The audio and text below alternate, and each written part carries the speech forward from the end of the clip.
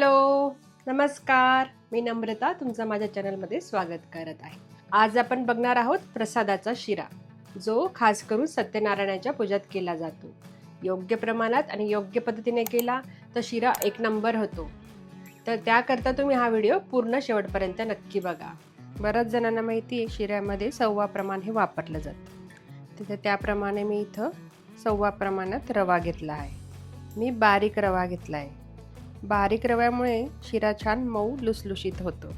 याच प्रमाणात आता आपण साखर आणि तूप पण घेणार आहोत.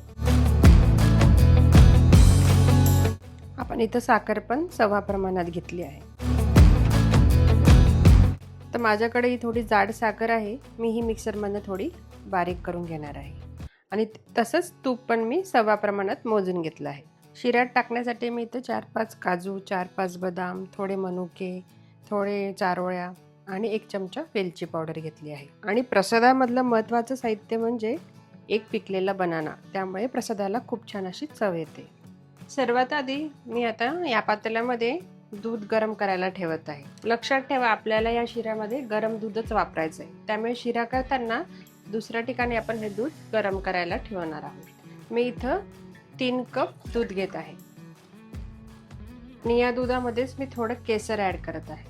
केसर ऑप्शनल आहे, तुम्हाला टाकायचं असेल तर तुम्ही टाकू शकता, पण केसरने शिऱ्याला छान असा कलर येतो. दुसरीकडे आपण हे दूध गरम करायला ठेवू आणि शिऱ्याला सुरुवात करू. आता कढई गरम झाली आहे, यामध्ये मी तूप टाकून घेत आहे. तूप चांगलं गरम झालंय. आता यामध्ये आपण रवा ॲड करून घेऊ. आता रवा आपल्याला कमी गॅसवर छान भाजून घ्यायचा आहे. हा शिरा तुम्ही योग्य प्रमाणात आणि योग्य पद्धतीने केला ना तर तुमचा शिरा नक्कीच खूप स्वादिष्ट आणि चविष्ट होईल.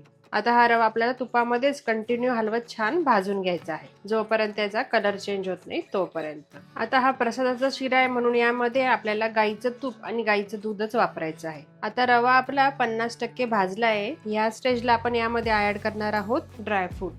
4-5 काजू, 4-5 बदाम, 10-12 मनुके, 1 चमचा चारोळ्या आणि 1 चिरलेलं केळ.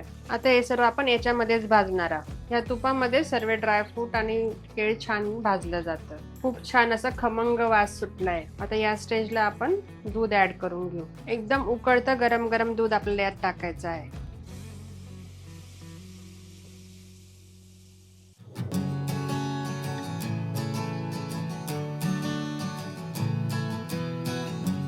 बघा किती सुंदर शिरा झालाय, एकदम मऊ लुसलुशीत. आता यात आपण साखर टाकून घेऊ. मगाशी सांगितल्याप्रमाणे मी साखर थोडी मिक्सरमधनं बारीक करून घेतली आहे, म्हणजे ती पटकन या शिऱ्यामध्ये विरघळेल. वा,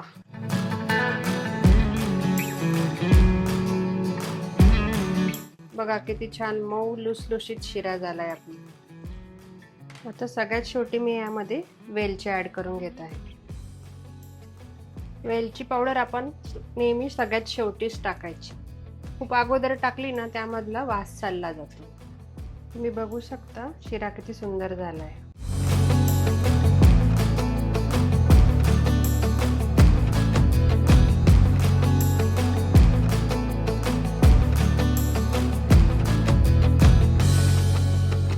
व्हिडिओ आवडला असेल तर लाईक करा, शेअर करा, कमेंट करा आणि व्हिडिओला हाईप सुद्धा करा. चॅनल सबस्क्राईब केलं नसेल तर नक्की सबस्क्राईब करा. थँक्यू.